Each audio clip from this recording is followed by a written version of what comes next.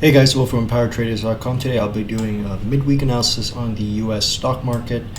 Yeah, you can see here, we're looking at the NASDAQ right now. So as you guys know, we've been following this trend pretty closely the past few months, right? We've been trading pretty much nicely in this trend. Where is my draw one? Okay, so we've been trading in this nice trend for a while, right? You guys can see here. However, we clearly see here we had a breakout. Okay, let's go in a little closer and you guys will see what I mean. So we had breakout here first, and then obviously this major one here which brought us below this trend, right? So, and you can see here it's really clean. We broke back down, came all the way down here, we came back all the way up, we got a retest here, but of course we got to reject it. Got another retest right here also. You guys can see here where we got rejected, went further back down. And right now, and usually I don't like looking at close in short time frames, but nevertheless, this is what we're looking like in short term. We currently are testing this level right here, this key support here, around between 14,000 and 13,900. And you guys can see here, we're testing it right now. We've held it before in the past. You can see here, first time here, second time here, third time here.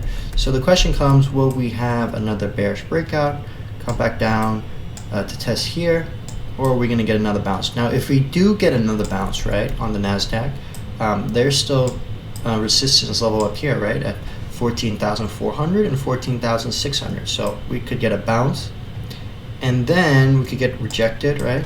So it's really hard to say what's going to happen, right? You know, when you start going in small time frames, you can, if you've been in the market long enough, you know, you start seeing a million scenarios that could happen, right? And these are just some examples I'm going through, but nevertheless, it is testing key support, right? Also, if we do come back down here, we could get a bounce or a breakout either, right? But nevertheless, if you look at the VIX, now the VIX is the S&P 500, although there is also the NASDAQ VIX, VOLQ, and you guys can see here it is quite elevated. It has never been this elevated since the crash in March, the infamous crash in March. Actually, it's still lower than this correction here in August.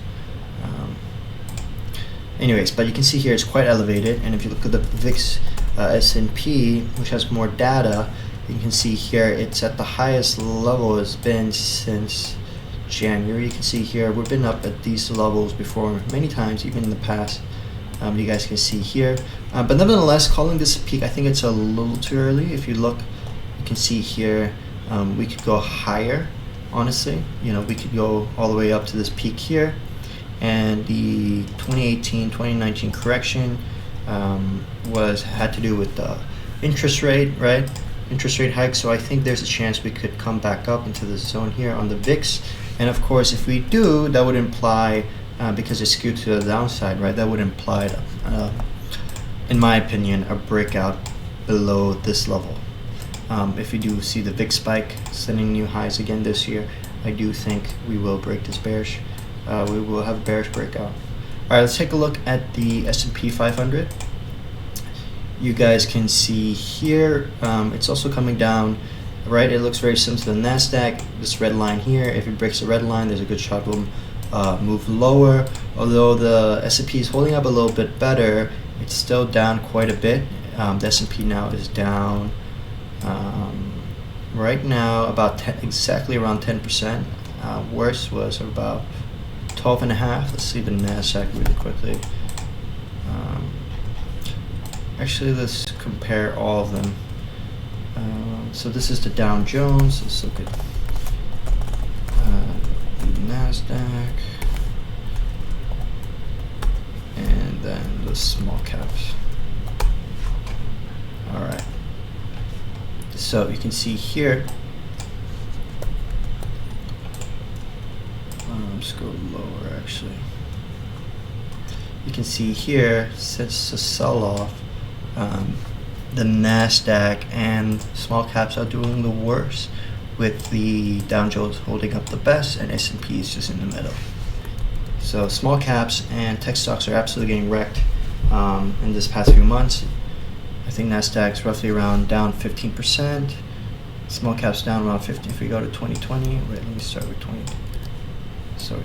Okay, there we go. 2022, sorry.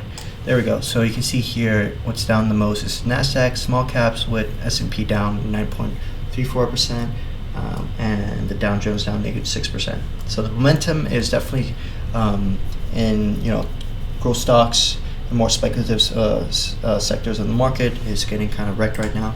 But S&P here holding the red line, right? But nevertheless, there's not a lot of support here. Once we break the red line, and this is where it gets a little risky, right? Because if we do break this red line, there's not a lot of support area here, in my opinion. So if we do break it, there's a shot we could dump. And that's really the same case with the NASDAQ, right? There's not a lot of support here. If we break 13,700, we can come all the way down here, or here. And this is not really a crazy amount of decline. I mean, it is pretty, you know, if it drops a little more than 20%, which we would if we come back down here, there's technically a bear market, right? Which we could be in short in the short term. But right now we're down 17.4% in the NASDAQ, which is already a pretty nasty correction. And we don't necessarily have to come all the way down here, but you guys can see I'm just saying that if we do get a bearish breakout, there's not a lot of support here. And yeah. Dow Jones holding up better, nothing too interesting here. Of course, small caps looking, you know, you guys can see here, this is a pretty nasty sell-off. The FANG index is also not doing too well, but that's mainly because it's getting skewed by the Netflix dump. You guys can see here, it's had a pretty nasty correction too. Still up quite a bit though. But there's one more thing I want to show you guys before we go through the economic calendar, and that is the market back in 2000, because I think there's a lot of similarities that we could learn from. Actually, I think it's MDX. Okay, here we go.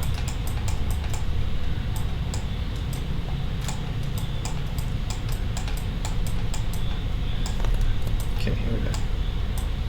So in the tech bull run that peaked in 2000, right, the dot-com bubble, we had a series of pretty nasty correction as well. You guys can see here, this one was 16.5%, 18.3%. So this correction is, actually it's a little bit more. Let me fix it. Okay, it's about 19%. This one was 24%, right? And it in fact was as low as 28%. And this one here is 14%. I think these series of ones are roughly around 14-15%. So you guys can see here, if you average this out, it's usually about a little bit more than 20%, I believe.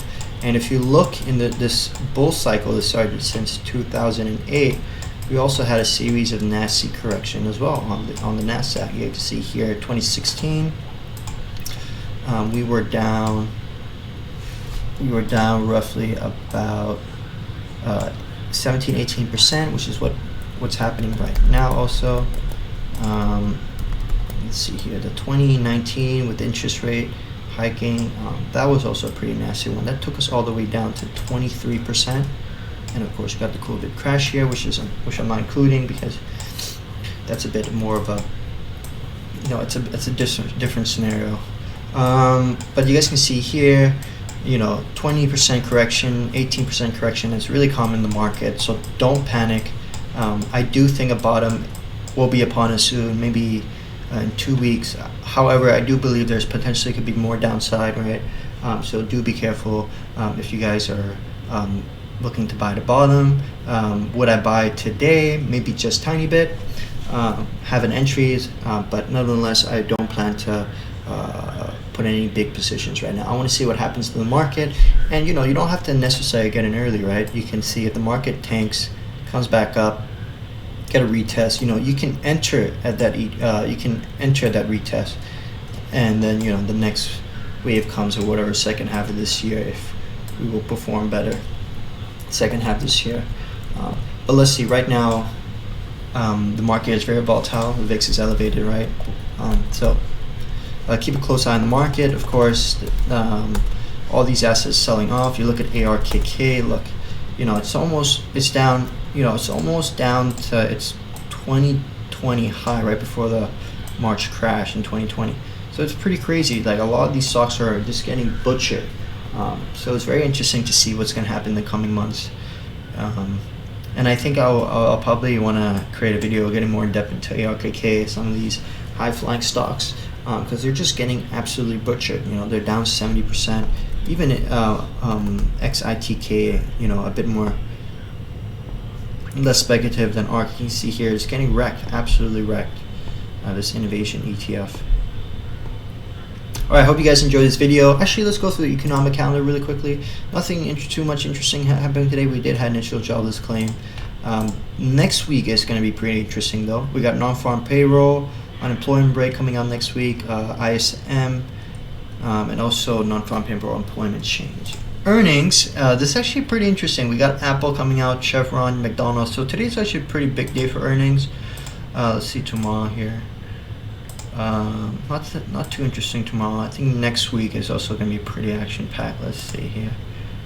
Yep, we got Alphabet, Amazon, Facebook, Alibaba, ExxonMobil. Yeah, so next week's going to be pretty interesting. AMD, T-Mobile, Starbucks, CocoPhillips, Ford, General Motors. So next week's going to be pretty action-packed.